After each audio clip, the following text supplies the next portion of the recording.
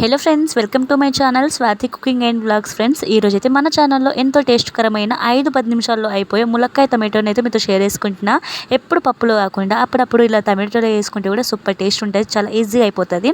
ఇంకా మనం ప్రాసెస్లోకి వచ్చేస్తే స్టవ్ ఆన్ చేసుకొని ఇంకా బౌల్ పెట్టేసి ఆయిల్ వేసుకొని ఆయిల్ హీట్ ఎక్కిన తర్వాత జీలకర్ర ఆవాలు సన్న తరి పెట్టుకున్న ఉల్లిపాయ ముక్కలు, ఆ తర్వాత పచ్చిమిర్చి చీలికలు, కరివేపాకు వేసుకొని ఈ విధంగా అయితే మంచిగా కలుపుకోవాలి. ఇప్పుడైతే మనము ములక్కాయ ముక్కల్ని కూడా వేసుకొని ఈ విధంగా అయితే మంచిగా ఆయిల్లో ఫ్రై అయితే చేసుకోవాలి.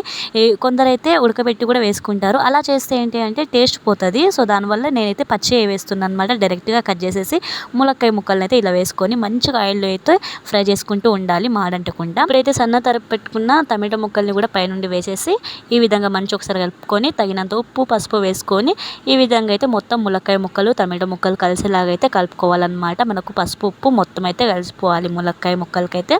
ఇంకా మంచిగా ఈ విధంగా అయితే కలిపేసుకొని ఇంకా టమాటోని అయితే మనం మగ్గించుకోవడానికి మూత అయితే పెట్టేసేయాలి. నేనైతే కొత్తిమీర అయితే ఇప్పుడే వేసుకున్నా. మీరు పైనుండి కూడా గార్నిష్ లాగా వేసుకోవచ్చు. కొత్తిమీర వేసిన తర్వాత కూడా మంచిగా ఇలా కలుపుతూ ఉంటే ఇప్పుడు మన కొత్తిమీర ఇందులోనే వేస్తే ఏంటంటే కొత్తిమీర ఫ్లేవర్ అనేది మంచిగా తెలుస్తుంది అనమాట. సో అది ఇప్పుడైతే మనం తగినంత కారం ధనియా పౌడర్ అయితే వేసుకోవాలి. వేసుకొని ఈ విధంగా అయితే మంచిగా అయితే కలుపుకోవాలన్నమాట. ఇప్పుడు మనకు స్పైసెస్ కలిసిపోవాలి కదా, పసుపు ఉప్పు కారం ఇవన్నీ వేసినాం కదా.